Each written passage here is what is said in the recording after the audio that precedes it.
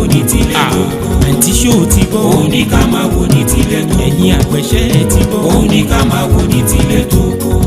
SPFS TV lórí YouTube subscribe. Ẹ̀kọ́ àgbẹ̀ tó yè kóró.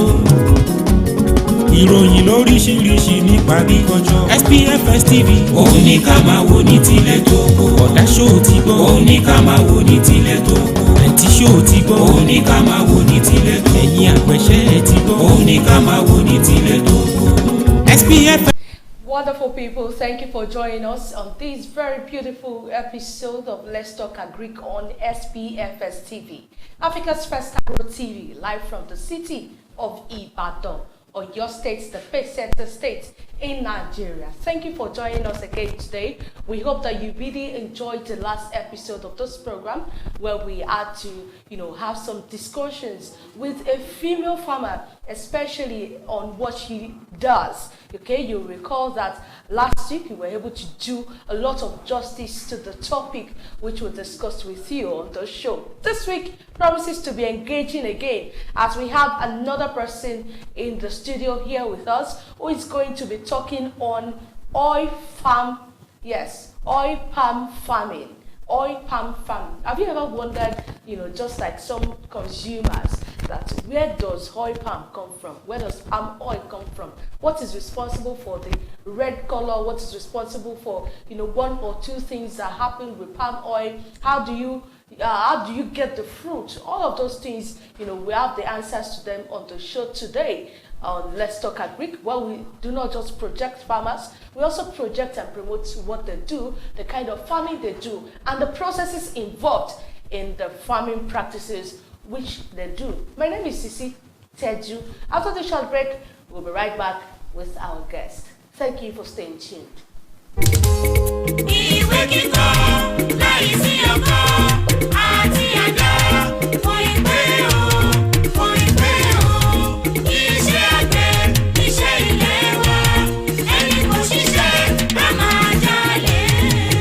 Ọmọ àgbẹ̀ ló ń kíyìn alátàndá ọmọ àgbẹ̀. Òjò máa rọ̀ sínú oko bàbá mi. Bí kò bá sí orí, ara ò bá ti kú ti pẹ́. Bí kò bá sí èjìká, aṣọ kò bá yẹ̀gẹ̀rẹ̀. Bí kò bá sí àgbẹ̀ nínú oko ní kí lára àgbòrò fẹ́ jẹ. Bí kò bá sí àgbàdo, kí la àbá máa pè lógì. Ẹ yé bú àgbẹ̀ mọ́, nípa ará oko ò kì í ṣará ọ̀run. Ẹ̀mí orógbó ni Ṣàngó fi ń mí. Ẹ̀mí ọ̀mùnù ilẹ̀kùn fi ń dàgbà. Ṣé bí oúnjẹ inú ń gbé Nàìjíríà wa ró? Ìwé kíkọ́ láìsí ọkọ́ àti àdá. Kò ì pé o. Iṣẹ́ àgbẹ̀ ìníṣẹ́ ilẹ̀ wa. Ẹni kò ṣiṣẹ́ yóò má sì jalè. Ìwé kíkọ́ láìsí ọkọ́ àti àdá.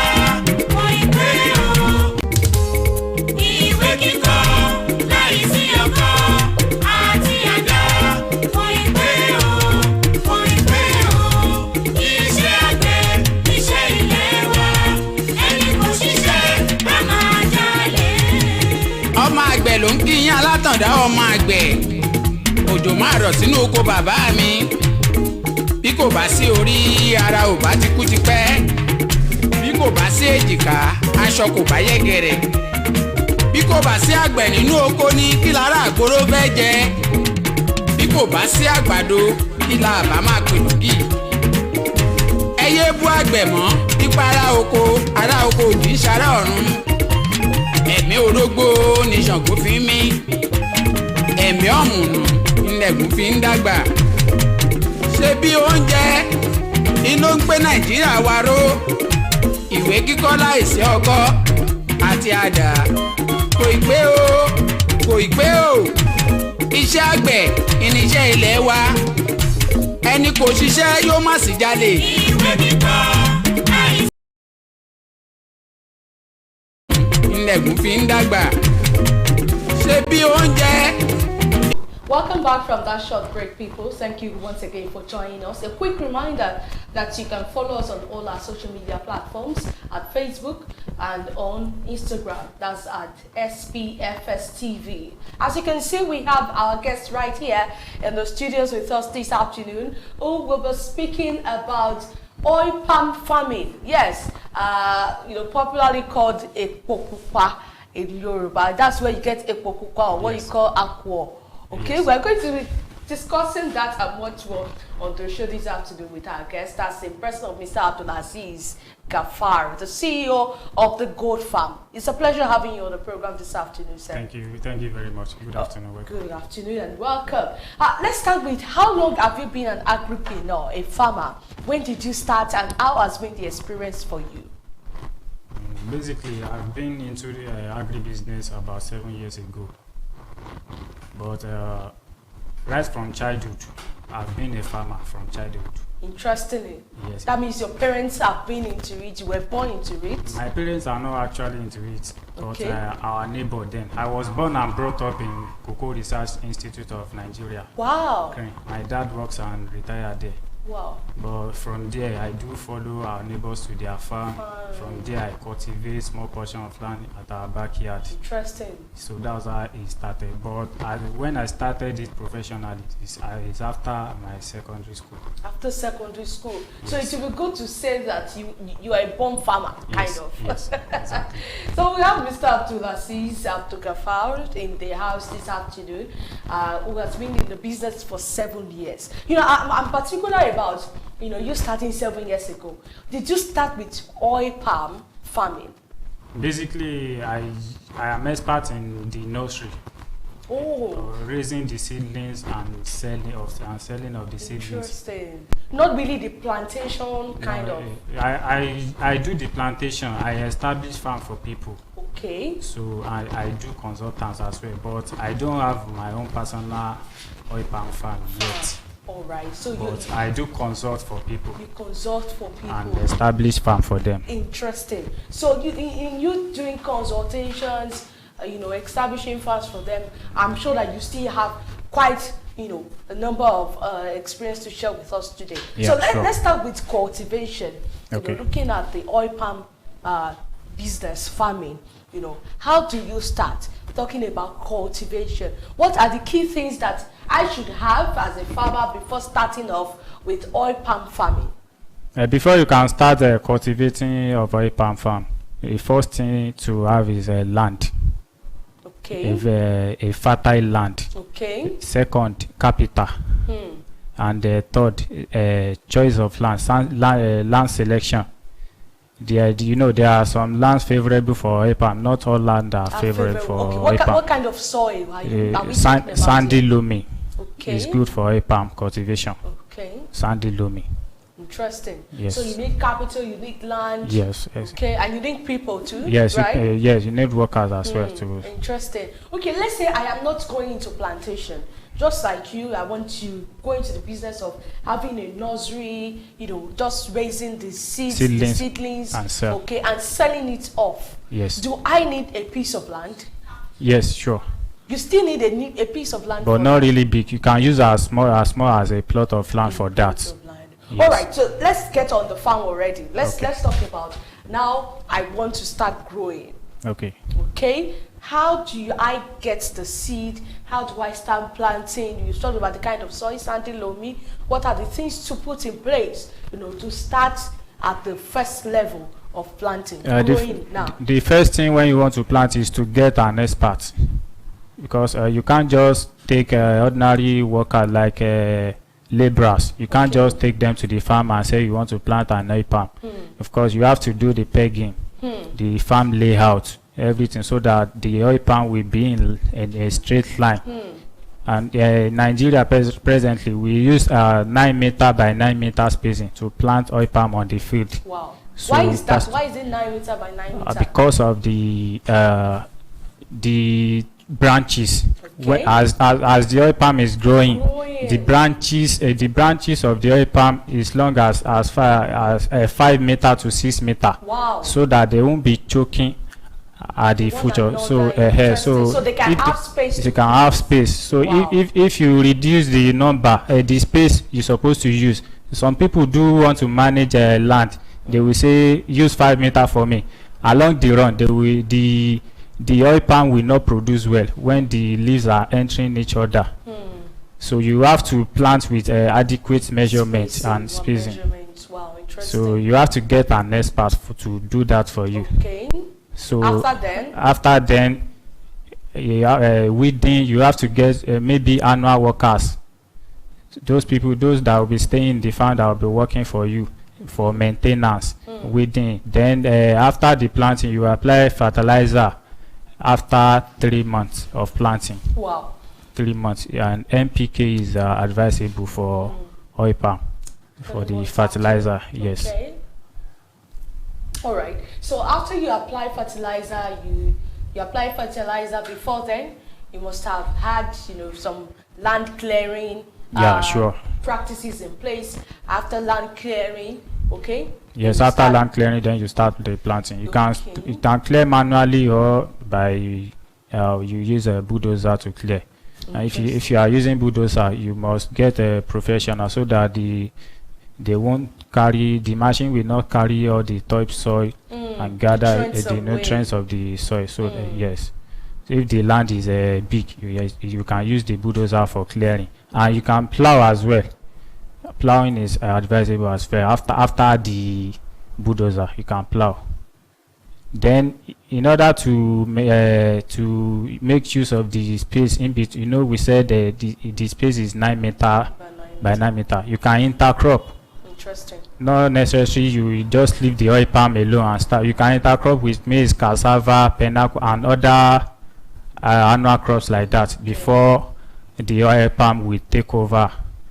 Maybe 5 to 6 years, the oil palm will now take over fully. Then you cannot intercrop again. All right, Mr. Abdulgafar, I'm interested in the duration now. For oil palm To start producing. Yes.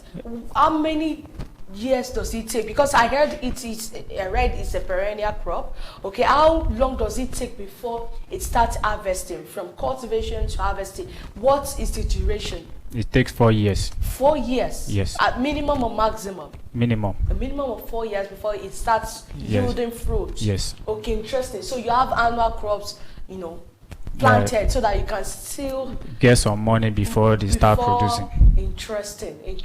We are still talking Elysis guinesis, which is oil palm, with Mr. Abdulgafar Abdulaziz, who is the CEO of the Gold Farm, this afternoon on SPFS TV. Okay, still talking oil palm farming. Right now, I want us to get into a bit of the care that you give to the oil palm seedling, as it is growing. Okay, when it's growing, okay, and then you have the first leaves, you are seeing the leaves, it has sprouted. Okay, what are those things that you need to put in place to ensure a healthy growth and a bountiful harvest by the time it gets to the maturity stage? The first key after the planting is to put a net, chicken net. You use it to fence the stand so that it prevents from grass cutter attack. Oh, those are pests. Yes, when you plant oil palm, you don't put anything. Grass cutter will attack it and it will die. It will die. Wow. So the first thing after the planting is to put net, chicken net. You use it to cover the oil palm stand after the plant, so that and you use a stick to hold it well, so that it won't fade off along the line. Then secondly is application of fertilizer after 3 months or so. Then thirdly, weeding is very, very important. The farm must be neat always. Yes. Because if the farm is bushy, it attracts grass cutter into the farm, so that they will be attacking the. Then you do monitoring. If there is if you notice any straining on the leaves, maybe the leaves is turning yellow, or you see small holes in it, then you have to trace it and spray with insecticide or pesticide. Even at that stage, yes, it won't hurt the plant. It won't hurt the plant. Okay. You just buy the chemical to spray it. At there's adequate measurement for it. You use a knapsack and spray the leaves so that those insects won't attack it. Right. Then the third thing is just a normal clearing. Don't let bush overgrow in the farm. Alright. So that's the maintenance of oil palm is not that really stressful. Okay. It's easy, very, very easy to manage.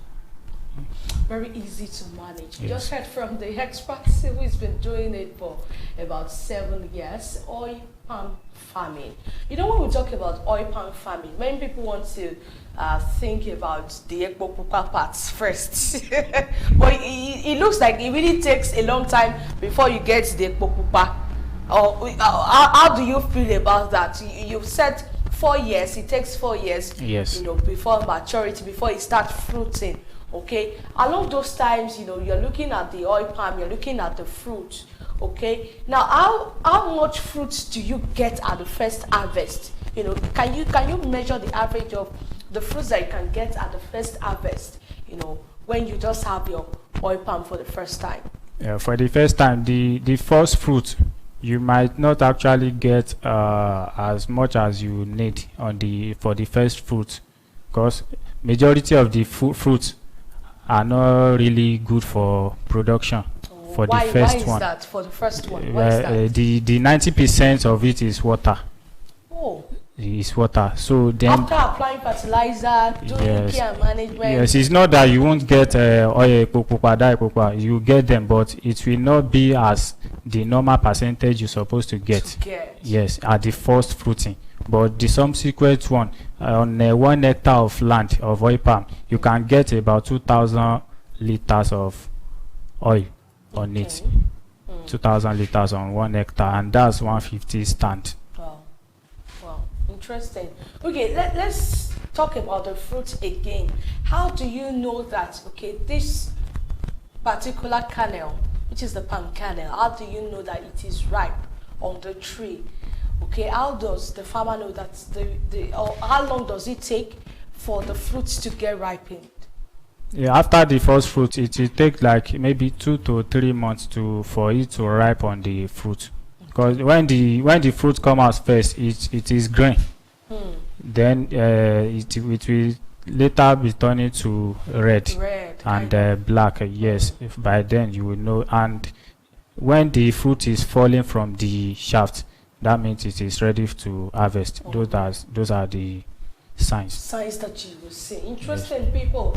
You know, it's about time that we take our first break. But let me just tell you that in case you do not know, that there are so many countries who are into this oil palm business, oil palm farming. You're talking of Indonesia, you're talking of Malaysia, you're talking of India. And why is it that so many countries are taking interest in oil palm? It is because of what is being gotten out of the oil palm itself. I mean, the plant, the fruit itself, you know, for cosmetics, not just for food, although about 70% of the produce goes into feeding. You know, you're talking of food, you're talking of biofuel, you're talking of energy, you're talking of cosmetics. All of these things can be, you know, gotten from the oil palm farming itself. When we come back after this break, we'll get deep into more things concerning oil palm farming in our own dear country, Nigeria. Just stay tuned and don't go away. tó ṣàprápra tó tún lè lálejò tó táwọn yọ. SPFS TV òun ní ká máa wò ní tilẹ̀ gbogbo. ọ̀dà ṣóò ti gbọ́ òun ní ká máa wò ní tilẹ̀ gbogbo. àǹtí ṣóò ti gbọ́ òun ní ká máa wò ní tilẹ̀ gbogbo. ẹ̀yin àpẹ̀ṣẹ́ ẹ̀ ti gbọ́ òun ní ká máa wò ní tilẹ̀ gbogbo. SPFS TV lórí YouTube subscribe. ẹ̀kọ́ àgbẹ̀ tó yè kóró. ìròyìn lóríṣiríṣi nípa agriculture. SPFS TV òun ní ká máa wò ní tilẹ̀ tókò. ọ̀dà ṣóò ti gbọ́ òun ní ká máa wò ní tilẹ̀ tókò. àǹtí ṣóò ti gbọ́ òun ní ká máa wò ní tilẹ̀ tókò. ẹ̀yin àpẹ̀ṣẹ́ ẹ̀ ti gbọ́ òun ní ká máa wò ní. iṣẹ́ àgbẹ̀ iṣẹ́ ilé wa ẹni kò ṣiṣẹ́ á máa jalè. ọmọ àgbẹ̀ ló ń kíyìn alátàndá ọmọ àgbẹ̀ òjò máa rọ̀ sínú oko bàbá mi. bí kò bá sí orí ara ò bá ti kú tipẹ́. bí kò bá sí èjìká aṣọ kò bá yẹ̀gẹ̀rẹ̀. bí kò bá sí àgbẹ̀ nínú oko ní kí lára àgbòrò fẹ́ jẹ. bí kò bá sí àgbàdo kí la àbá máa pè lùgì. ẹ yé bú àgbẹ̀ mọ́ nípa ará oko kì í ṣará ọ̀run. ẹ̀mí orógbó ni Ṣàngó fi ń mí. ẹ̀mí ọ̀mùnù ilẹ̀gùn fi ń dàgbà. ṣé bí oúnjẹ iná ń gbé Nàìjíríà wa ró. ìwé kíkọ́ láìsí ọkọ́ àti àdá kò ì pé o.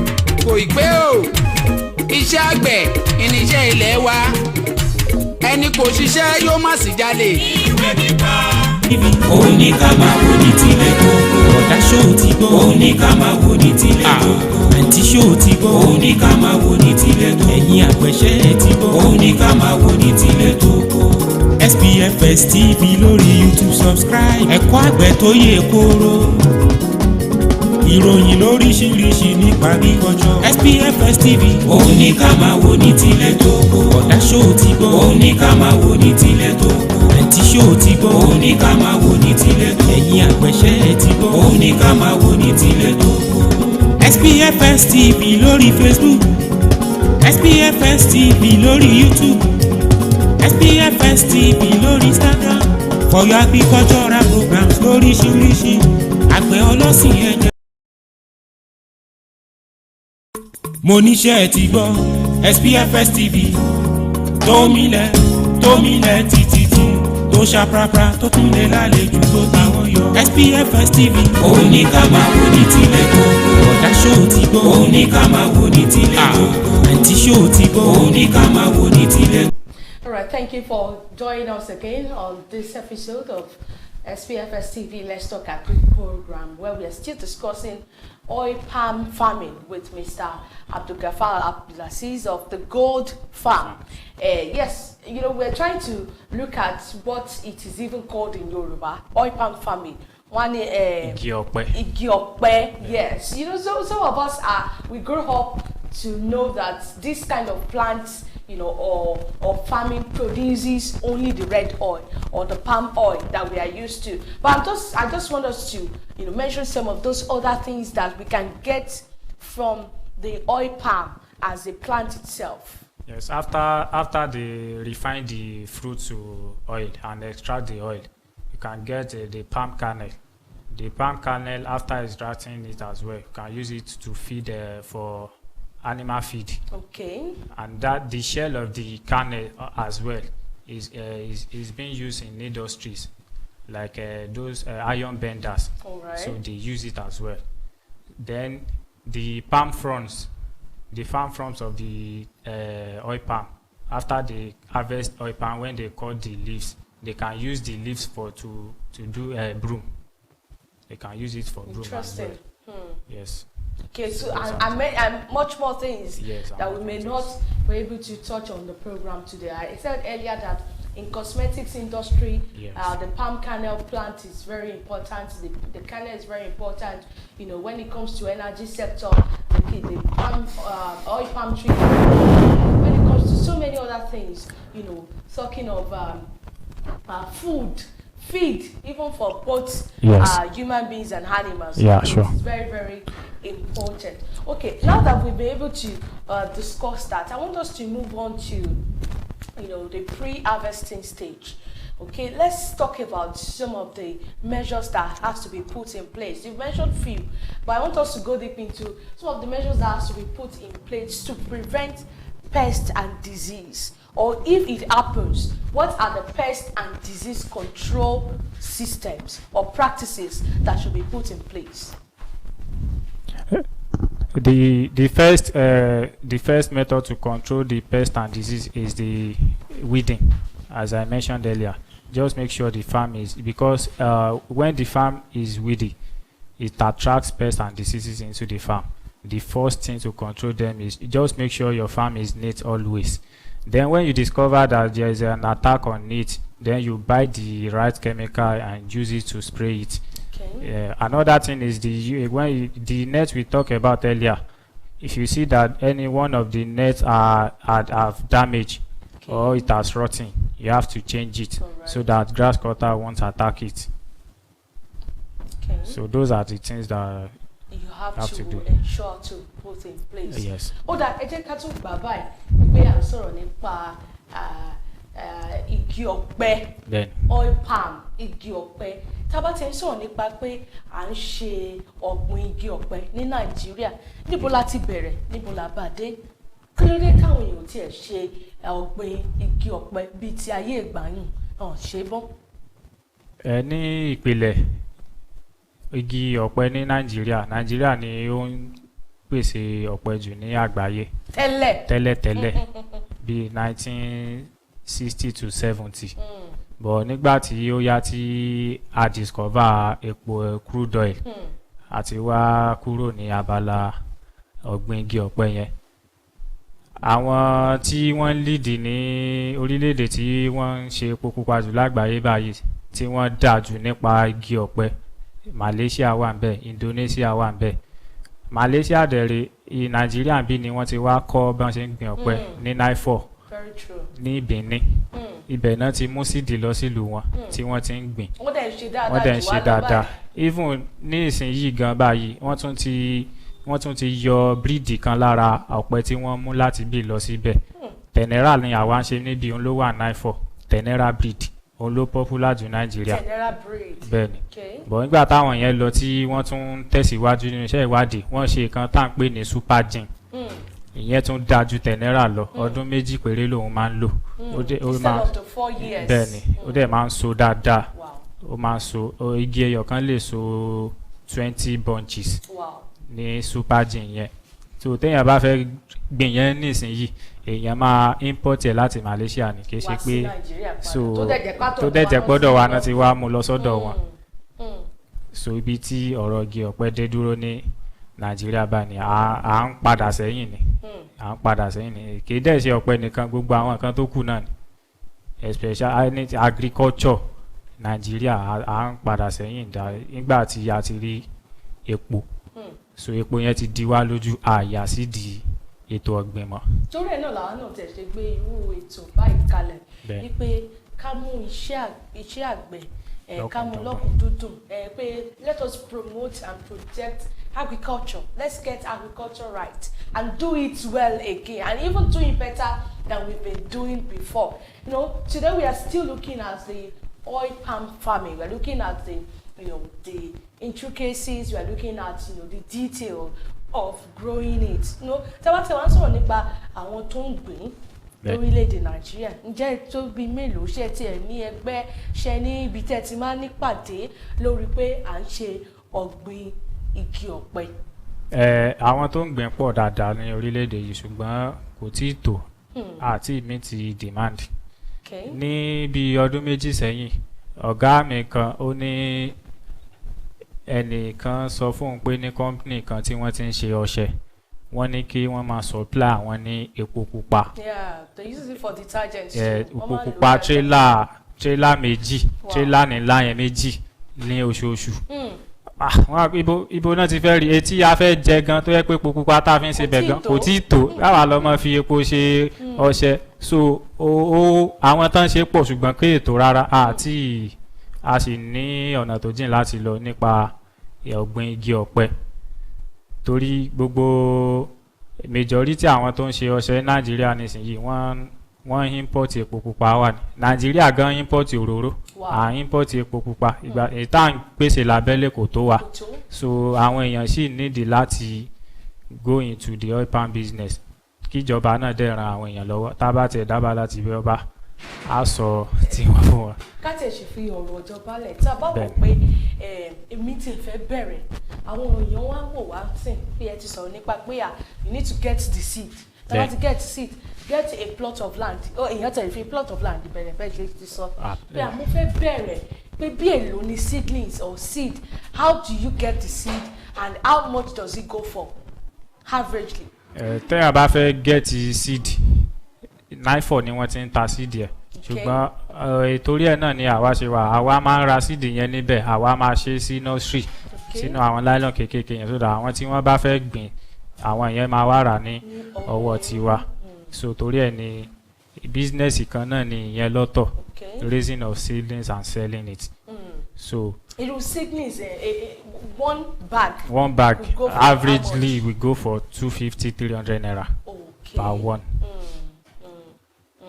And then ẹni ẹ bá ti rà ẹni ẹ á wá gbé lọ sórí farm ẹ á wá transplant. a máa transplant so ó máa pe àwọn èèyàn tí wọ́n á bá ṣe layout tó so that a fi wà ní kò ní jẹ́ scanty wọ́n á kàn gbìn kan síbi wọ́n á gbìn kan síbẹ̀ yẹn ọ̀pẹ ń ṣe bẹ́ẹ̀ ó ní bá a ṣe máa gbìn tó máa ẹ ti sọ nípa form. spacing ó Bẹ́ẹ̀ni. gbọ́dọ̀ wà on a straight line ó gbọ́dọ̀ Bẹ́ẹ̀ni. ní meters which is Bẹ́ẹ̀ni. 9 meter by 9 meter. Bẹ́ẹ̀ni, bẹ́ẹ̀ni. Okay, now let's talk about the weather condition.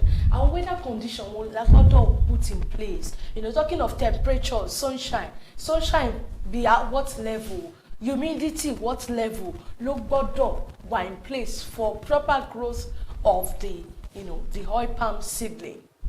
Tí a bá fẹ́ gbin oil palm kí èèyàn wo táìmù tí òjò bá fẹ́ bẹ̀rẹ̀ sí ni kí èèyàn gbìn. Irú táìmù báyìí. Bí irú June July òjò á ti dúnlẹ̀ dáadáa. Òjò á ti dúnlẹ̀ dáadáa. So táìmù yẹn kéèyàn máa gbìn. So òjò tó bá bánlẹ̀ omi tó bá rí nígbà yẹn wọ dry season ó máa rí láti fi sustain wọ the next rainy season. Okay. So ibi tí oil palm dẹ̀ ti máa ń ṣe dáadáa ju ibi tí vegetation area tó jẹ́ wípé òórùn bẹ̀ ò kí ń pọ̀ jù. Okay. So òjò bẹ̀ náà ò dẹ̀ kí ń pọ̀ jù. Bí irú south west bí ìgbà gbogbo south west state bí ilẹ̀ Yorùbá kò sí ibi tí ọ̀pọ̀ ti lè ṣe dáadáa ń bẹ̀ àtàwọn ibì kọ̀ọ̀kan nílẹ̀ Ìgbò lọ àwọn náà ti ń ṣe dáadáa. Ilẹ̀ Haúsá kò wọ́pọ̀ ń bẹ̀ dáadáa bí àbí ilẹ̀ Yorùbá àti Ìgbò torí bílẹ̀ tí wọ́n dẹ̀ ṣe rí. torí bílẹ̀ wọn ṣe rí. So ó ní nǹkan téèyàn lè gbìn sí ọ̀dọ̀ tiwọn lọ ó dẹ̀ ní nǹkan tí àwọn náà lè gbìn táwọn ò lè gbìn bí báyìí. Okay, so in essence you are saying that the oil palm tree thrives better in a rainforest area. Yes, okay, exactly. Where you have more vegetation. Yes. Where you have just everything Moderate. at moderate level. Yes. Talking of humidity, talking of sunshine, Yeah. talking of all other things that has to be put in place. Yes. Okay, ẹ jẹ́ ká tiẹ̀ wá sọ̀rọ̀ nípa pé ẹni tó bá tó stage kan ní Nàìjíríà wọ́n á ní epo wọn ìyẹn epo pupa tá à ń jẹ. Bẹ́ẹ̀ni. Tó bá tó stage kan wọ́n á ní epo ti pọ̀ irú àwọn seasons of the year or what time in the year do we have a bountiful produce. Okay, season of the year wo la máa ń jẹ́ pé ó dà pé epo ò fẹ́ pọ̀ àti pé kí ni àwọn factors responsible for those things. Àwọn kan tó wà responsible fún ni wípé torí pé oko ò fi bẹ́ẹ̀ pọ̀ dáadáa. So táìmù tí a máa ń gbọ́ pé epo wọ́n yẹn ìgbà yẹn ni ọ̀pẹ kò ṣe táìmù tí ọ̀pẹ máa ń so. Okay. Tó fi jẹ́ pé epo táìmù tọ́pẹ máa ń so níbi towards the end of the year bí tá bá ti kúrò nílẹ̀ bí August September so àwọn táìmù yẹn ló máa ń so jù. So táìmù tí epo bá wọ́pọ̀ yẹn ni ọ̀pẹ pọ̀ dáadáa nìyẹn ṣùgbọ́n ká ní oko pọ̀ dáadáa tí ọ̀pẹ dẹ̀ pọ̀ tí a dẹ̀ ń preserve ẹ̀ kò ní sí pé ọ̀pẹ wọn lé ní epo wọn lé ní ó wálẹ̀ lọ́la ó máa balance. So nǹkan tí yóò fà nìyẹn. Okay, so sísọ ẹ̀ ló máa ń fa pé Bẹ́ẹ̀ni, epo pọ̀ bẹ́ẹ̀ni, epo bẹ́ẹ̀ni. pọ̀. Ó dà tá a bá ń sọ̀rọ̀ nípa àwọn ọlọ́gbìn igi ọ̀pẹ kí ni àwọn nǹkan tó máa ń jẹ́ ìpèníjà lórí pé à ń gbin igi ọ̀pẹ lórílẹ̀‐èdè wa Nàìjíríà ń bí apart from wípé bóyá pest or diseases torí kò sí farming tí ò ní ìpèníjà yẹn kí ni àwọn nǹkan míì tó tún jẹ́ ìpèníjà fún yín àti pé báwo lẹ ṣe máa ń borí ẹ̀. Àkọ́kọ́ ìpèníjà ni ọ̀rọ̀ ilẹ̀. Tí èèyàn bá fẹ́ ra ilẹ̀ kó nísìnyí kí èèyàn make sure wípé ilẹ̀ tó ń ra ó jẹ́ ni tí ò fi ní jẹ́ wípé táwọn ọ̀pẹ bá ń su tó bá pé táìmù téèyàn bá fẹ́ máa rí owó làwọn kan dé tí wọ́n ní àwọn fẹ́ gba ilẹ̀. Àkọ́kọ́ nìyẹn.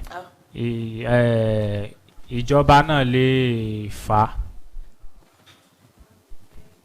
téèyàn bá ralẹ̀ síbì kan tíjọba wá ní pé òun fẹ́ lólẹ̀ for example sí wúrú reluwé tí wọ́n ń ṣe ń gbà yẹn ìgbà tí mo lọ sí ibì kan ní Abẹ́òkúta wọ́n gba àwọn oko kan kọjá tó yẹ pé wọ́n bà oko àwọn èèyàn jẹ́ tí reluwé yẹn fi kọjá. Ẹlẹ́ẹ̀kejì ní ti circular road ti Ìbàdàn bí báyìí ó wà ní Àyànrẹ́ ń bẹ̀ yẹn so àwọn kan náà dáko síbẹ̀ gbà yẹn tí ó jẹ oko wọn lọ tí gọ́ọ̀mẹ̀ntì ò dẹ̀ compensate wọn.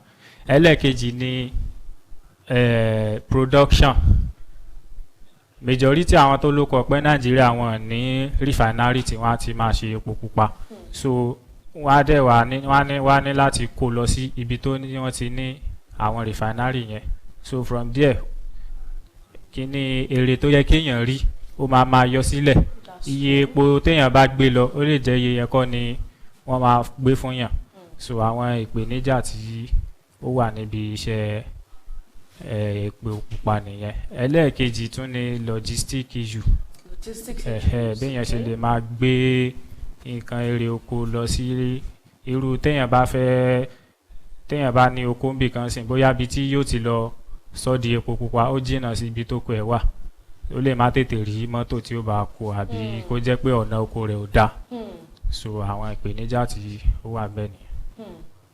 Ó dà ẹ ṣé àlejò wa. We are still speaking this afternoon on the program Let's Talk Agric with Mr. Abdulaziz Abdulgafar, the CEO of the Goat Farm.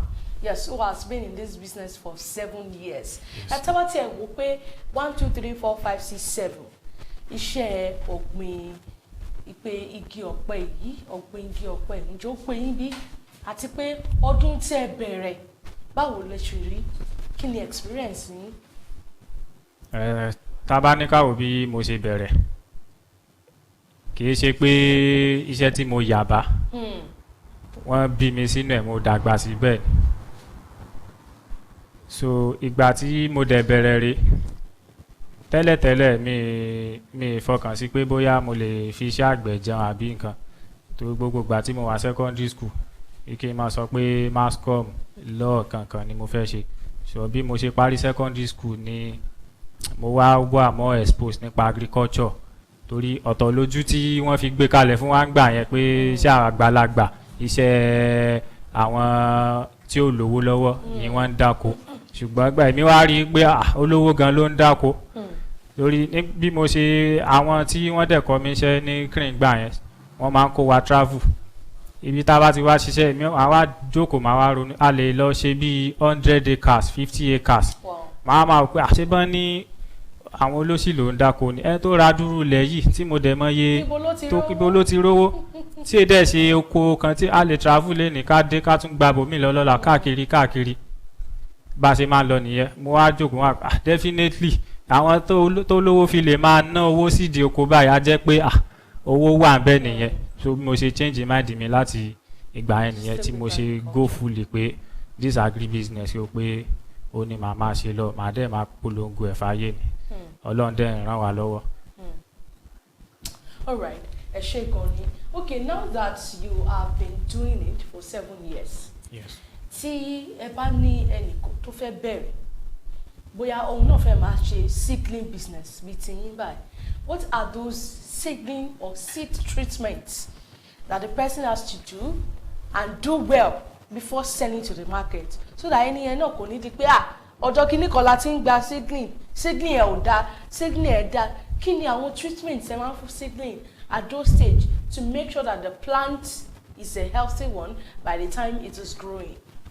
Ara àwọn treatment a máa fún ni pé ibi tá a bá máa ṣe seedlings ó gbúdọ̀ wà fence torí tá a bá gbìn tán bí ọ̀yà ṣe máa àtàkì ẹ̀ lórí fídì lóko ó máa àtàkì ẹ̀ ní nursery náà àti òkété òkété tẹ òun tẹ lọ máa yọ jẹ tẹ bá ti gbìn tán tó bá ti dòrú báyìí òun ó kàn bọ́ síbẹ̀ yóò máa ìkúrọ̀ inú ẹ̀ yóò kàn máa yọ jẹ so gbogbo nǹkan tẹ gbìn ó kàn. orí ẹ̀ la lè sọ wípé a máa kọ́ fẹ́ǹsì ẹ̀ pẹ̀lú nẹ́ẹ̀tì so tá a bá ti wá fẹ́ǹsì ẹ̀ pẹ̀lú nẹ́ẹ̀tì yẹn a máa ra nylon a máa fídì ẹ̀ sínú iyẹ̀pẹ̀ a máa gbìn sí ó ní bá a ṣe máa ń gbìn tí yóò fi wù jáde nínú kíní nylon yẹn so ẹlẹ́ẹ̀kejì ni omi gbúdọ̀ wà dáadáa torí táìmù tá a máa ń bẹ̀rẹ̀ nursery táìmù tí òjò kì í rọ̀ ní dry season so that tó bá yóò fi lè bá rainy season tó rainy season ni a máa ń gbin ọ̀pẹ lọ sí oko so èèyàn gbúdọ̀ bẹ̀rẹ̀ nursery láti dry season tó immediately bí August yes August èèyàn gbúdọ̀ bẹ̀rẹ̀ so omi gbúdọ̀ wà dáadáa torí yóò máa wet ẹ̀ lóòrèkóòrè irrigation ó lè má jẹ́ irrigation náà kómi ṣáà ti wà available ìyẹn lè máa lo watering can kéèyàn fi wet ẹ̀ manually so bí ẹ̀mélòó lèèyàn gbọ́dọ̀ máa wet ẹ̀ lójúmọ́ ó kéré tán ẹ̀ẹ̀mejì ní 2 days every 2 days ó kéré tán nìyẹn èèyàn gbọ́dọ̀ téèyàn bá dẹ̀ wet ó lè jẹ́ rọ̀lẹ́ Okay. ìrọ̀lẹ́ ló dáa jù but tó bá yẹ pé ṣéèdì wà níbi tá a gbìn sí tí oòrùn ò pọ̀ bẹ́ẹ̀ èèyàn lè máa wẹ̀tẹ̀ láàárọ̀ ṣùgbọ́n tó bá yẹ pé oòrùn ibẹ̀ wà expose sí oòrùn kéèyàn máa wẹ̀tẹ̀ ìrọ̀lẹ́ ló dáa sódà oòrùn ní fa omi yẹn mu ní àárọ̀ téèyàn bá fi wẹ̀tẹ̀ ìrọ̀lẹ́ omi yẹn á lè ṣiṣẹ́ mọ́jú so ìrọ̀lẹ́ ọjọ́ kejì náà èyí ó tún wẹ̀tẹ̀ then èèyàn gbọ́dọ̀ máa spray rẹ̀ insecticide fungicide lóòrèkóòrè tí àwọn kòkòrò fi ní máa jẹ ewé ẹ̀ èèyàn dẹ̀ tún máa fi fertilizer náà sí then ó dẹ̀ tún ní bá ṣe máa ń tò ní nọ́ọ̀sì kò gbọ́dọ̀ pọ̀ jù bóyá bíi márùn kéèyàn tó lọ straight èèyàn gbọ́dọ̀ tó ní bíi mẹ́wàá tó bá ti fún pọ̀ jù. ṣé wọ́n máa ń dòru mọ́ra wọn ni. wọ́n máa ń dòru mọ́ra wọn so àwọn tó bá dẹ̀ wà nínú yẹn àwọn ò ní lè gbèrí dáadáa so ó gbọ́dọ̀. even spacing must be ensured at that level. yes and ibi téèyàn máa gbà kọjá gbọ́dọ̀ wà ní àárín ẹ̀ gbọ́dọ̀. another business training nìyẹn lọ́tọ̀ kì í kàn ṣe pé yóò kàn bẹ̀ síbẹ̀ èèyàn gbọ́dọ̀ kọ́. Okay, ẹ ṣé. Now let's talk about pé time wo ìgbà tí ẹ bá lọ gba seed ní tẹ́ fẹ́ sọ di seedling ó máa ń tó how many weeks tó fi máa ń germinate. 2 weeks. 2 weeks kẹ́ tó tiẹ̀ rí pé ó ti dìde o. ṣé tá a bá gba seed gangan tẹ́ bá ti plant seed tó tẹ̀yìn bá ti lọ ra seed tẹ́ ti gbé soil yín sínú bag or nylon tẹ́ ti prepare. seed yẹn ti máa ń jáde síbẹ̀ láti ibi tá a ti máa ń rà. tẹ́ ti máa ń rà. a ti sprout jáde lára èkùrọ́ yẹn tẹ́lẹ̀tẹ́lẹ̀. Okay. So ibi tó jáde yẹn. ṣé bó ṣe máa ń ta seed fún yín nìyẹn. bọ́n ṣe máa ń ta nìyẹn ó ní bọ́n ṣe máa ń ṣe ní 9-4 tí kinní yẹn á fi jáde. So ó máa ń dàgbò àwọn processes kọ̀ọ̀kan. So bọ́n ṣe máa ń ta yá ti jáde kán tó tà fún àwa. So tá a bá ti wá gbìn sínú nylon yẹn ibi tó ti jáde yẹn náà ni àti bọ̀ kó tó máa ní ewé ó máa tó bí 2-3 weeks kó ewé tó jáde bẹ́ẹ̀. Interesting. ẹ̀yẹ́ ara lẹ́yìn náà ni ẹ ti ń gbọ́ lẹ́nu àlejò wa lórí ètò lónìí Let's Talk Agric on SPFS TV with Mr. Abdulaziz Abdulgafar, that's the CEO of the Gold Farm.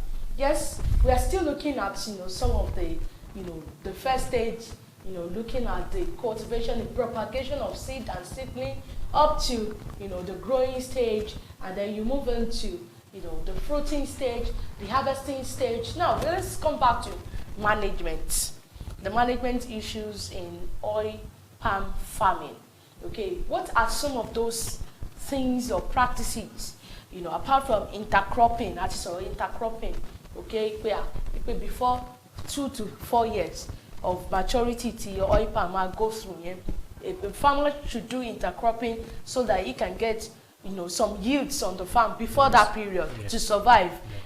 Before that period. So what are other management practices tí a lè ensure as a farmer or tí ẹ fẹ́ gba àwọn farmers níyànjú pé àwọn nǹkan báyìí ẹ make sure pé ẹ ń ṣe particularly tó bá yẹ pé bóyá kò sí òjò bó ṣe yẹ kó wà bóyá kò sí òòrùn bó ṣe yẹ kó wà bóyá kò sí humidity bó ṣe yẹ kó wà kí ni àwọn interventions that a farmer can make at that time to ensure that there is still a healthy growing environment for the oil palm tree.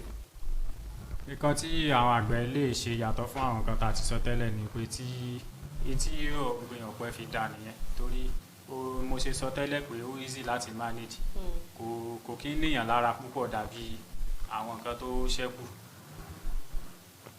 tí èèyàn bá ti gbin ọ̀pẹ tójò bá ti rọ̀ sí yóò máa ṣe dáadáa lọ. Advice tèmi kan máa ń fáwọn èèyàn ni pé ẹ ṣáà máa make sure pé oko yín mọ́ dáadáa ẹ máa roko mọ́pẹ́ yín ní ẹ má jẹ́ kí igbó máa kún bò tí igbó bá ti kún bò ọ̀pẹ kò sí nǹkan kan tí ó máa ṣe lẹ́yìn pé tí disease bá kàn àtàkì ewé àbí wọ́n ń jẹ ewé ẹ̀ èèyàn kàn máa spray rẹ̀ tó bá dẹ̀ di dry season tó bá yẹ pé omi wà èèyàn lè máa wet ẹ̀ bọ̀ tí ó bá sí omi náà kò sí jáàbá kankan tó lè ṣe ọ̀pẹ rọ́gẹ́dì gan ó rọ́gẹ́dì dáadáa. Okay, thank you so much for your comments so far. We'll go for this second break, and just as you know, after this one, I'll be coming back to wrap it off on this episode of Let's Talk Agric on SPFS TV, where we showcase farmers and also showcase what they do in order to get Agric right, not just in Nigeria, but globally. Do stay with us.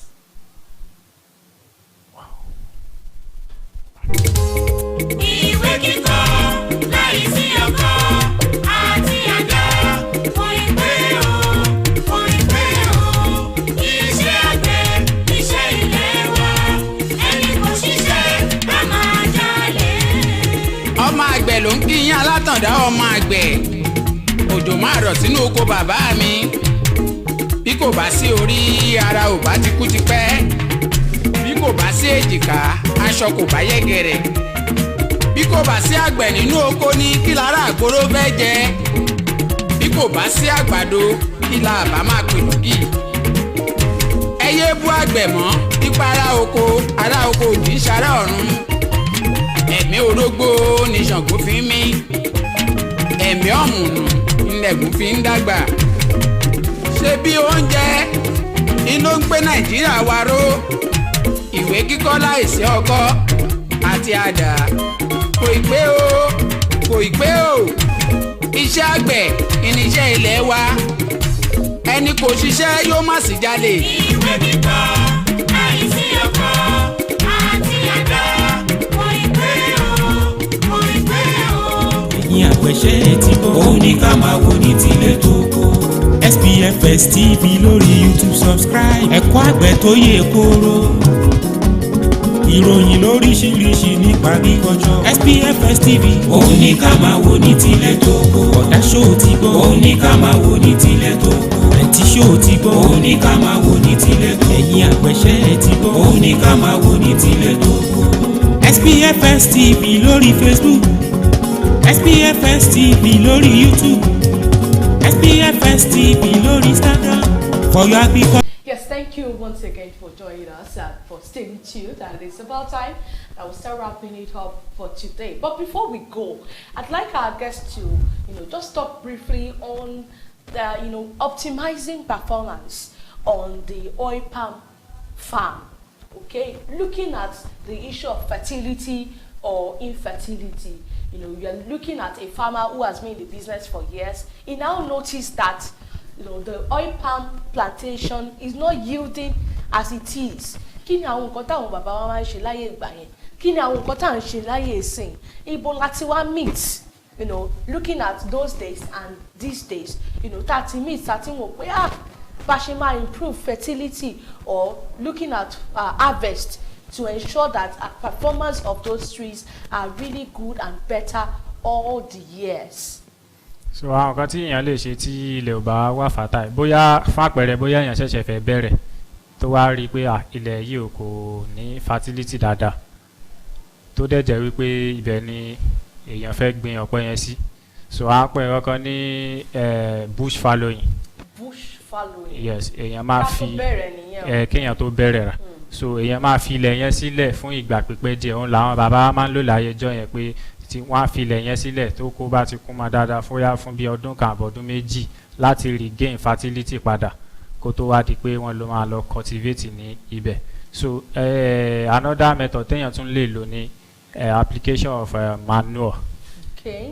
So bóyá béèyàn ṣe clear oko tán kéèyàn fi gbogbo àwọn kan tí èèyàn ṣán lórí ẹ̀ kéèyàn fi sílẹ̀ ńbẹ̀ kó jẹrà mọ́lẹ̀. Èèyàn dẹ̀ lè lo àwọn poultry dunks náà àwọn animal dunks èèyàn lè lo gbogbo ẹ̀ kéèyàn pòpọ̀ mọ́ ilẹ̀ yẹn so máa ní fertility. So tó bá jẹ́ pé oko tí èèyàn ti dárin téèyàn ti wá rí wípé kíní yóò so dáadáa bó ṣe kó so mọ́ fertilizer náà ni èèyàn máa lò àti irrigation. Èèyàn máa make sure pé omi ń dé ìdí ọ̀pẹ yẹn dáadáa èèyàn dẹ̀ máa fi fertilizer sí dáadáa lóòrèkóòrè. So àwọn kan tí èèyàn máa ṣe nìyẹn. All right, thank you very much, sir. You're welcome. Okay, finally, looking at the kernel, which is the fruit Yes. of the oil palm. Táwọn tá máa ń pè ní Yorùbá ní ẹ̀yìn. Ẹ̀yìn. Ẹ̀yìn tí à ń pè ní ẹ̀yìn gangan ṣé bóun náà ló máa ń digi ọ̀pẹ? Bẹ́ẹ̀ni, òun náà ni. Òun náà ló máa ń digi ọ̀pẹ. Bẹ́ẹ̀ni. Tó bá ti di pé ẹ̀yìn ti pọ́n bẹ́ẹ̀. bóyá àwa gbé lọ sí ibi refinery bẹ́ẹ̀ ṣe sọ táwọn refinery wá ní epo tó wà ní ara ẹ̀yìn kò tó bíi tìgbà kan mọ́ ṣé ìmàánú yẹn náà ni ìṣòro ẹ̀ òun náà ni tí wọ́n fi máa kojú ìpèníjà yẹn, or what I'm trying to look at, what affects the oil level or the oil performance of our oil palm, harvest. The oil palm, the seed cannot be reduced in size. What can actually reduce is the bunches. Maybe the tree is producing 15 bunches before, and later on it is now producing, it is depreciating. So, but before that can happen in oil palm plantation, it will be a very, very long time. So it's not really that maybe you need to apply fertilizer, or maybe the land has depreciated, you need to move from there to another place. But before that can happen, it will take a minimum of 50 years. Wow. Before that can actually happen. All right. Okay. Because oil palm can live as far as 150 years. Interesting. Ó dà bá ṣe lọ fẹ́ kẹ́ kí àwọn aráalé àwọn ọlọ́gbìn igi ọ̀pẹ bíi tí àwọn èèyàn yín ní the gold farm ní àtàárọ̀ kẹ́ kí wọ́n àti pé kí ni ìmọ̀ràn yín fún wọn bá ṣe ń lọ. Mo kí gbogbo àyín tẹ́ ń wò wá nílé, àwọn olólùfẹ́ mi, àwọn èèyàn mi, àwọn àgbẹ̀ ọlọ́gbìn igi ọ̀pẹ àti àwọn àgbẹ̀ míì ní gbogbo nǹkan tí kálukú bá ń ṣe. Àmọ̀ràn mi ni wípé iṣẹ́ àgbẹ̀ iṣẹ́ ilẹ̀ wa ni, kò sí nǹkan téèyàn lè máa ṣe láyé yìí tí ó bá tí ì ṣiṣẹ́ àgbẹ̀ kò tí ì lè ṣiṣẹ́ dáadáa. Kéèyàn ṣiṣẹ́ àgbẹ̀, kódà kó má jẹ́ wípé èèyàn fi ń ṣe business, èèyàn lè ṣe sí ẹ̀kúlé ara rẹ̀ kó máa wá nǹkan tí yóò fi jẹ fúnra rẹ̀, ìyẹn náà pè ní subsistence farming. So téèyàn ò bá lè lọ fún commercial láti produce fún àwọn èèyàn kan máa jẹ. So iṣẹ́ àgbẹ̀ iṣẹ́ tó dáa, tó lérè, tó dẹ̀ fọkàn balẹ̀, yàtọ̀ fún pé mú 50,000 wá kó fi gba 100,000 táwọn èèyàn máa ń bẹ́ sí tí owó yẹn èèyàn lè lọ fi dáko.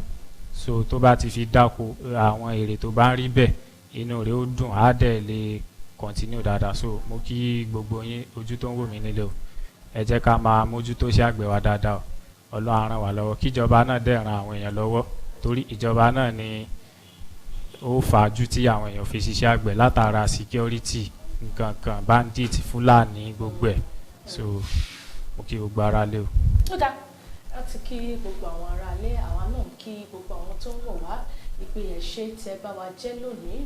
Thank you so much for staying tuned and for dropping your comments and subscribing to our YouTube channel. As I usually say, thank you very much. On behalf of the CEO and the executive producer of this program, Let's Talk Agric on SPFS TV, in person of Mr. Oluwatobiloba Odunton, I want to present to you this token of our love. Thank you very much. Yes. Lágbára Ọlọ́run ọ̀gbìn yín fáàmù yín a máa tẹ̀síwájú, iṣẹ́ àgbẹ̀ á túbọ̀ pè yín sí. Mo kí CEO SPFS TV. So ẹgbẹ́ ṣe ń gbé iṣẹ́ àgbẹ̀ lárugẹ, ó dáa, tí nǹkan tó dáa dáadáa ni, inú mi dẹ̀ dùn, ó jẹ́ ohun ìwúrí fún èmi gan. So Ọlọ́run á máa ràn yín lọ́wọ́, ilé iṣẹ́ yín ó máa ròkè o, ilé iṣẹ́ yín ò ní jóná o, òkè lọ́yìn ẹ máa lọ o. All right, thank you very much, people. It's about time that we wrap it up right now on the program Let's Talk Agric on SPFS TV. Next week promises to be more exciting. Guess what? We'll be doing rice farming, something we all eat, we cannot do without. How does it even happen? What do they use to plant it? What's the seedling process? The details. You will get to hear it next week on this program, Let's Talk Agric on SPFS TV. I remain your humble host, Olamide Teju Show. CC Teju is the name. Join us next week, and don't forget to subscribe and follow us on all our social media platforms, on Facebook, Instagram at SPFS TV. Until then, keep growing and keep doing agriculture right. Thank you for listening.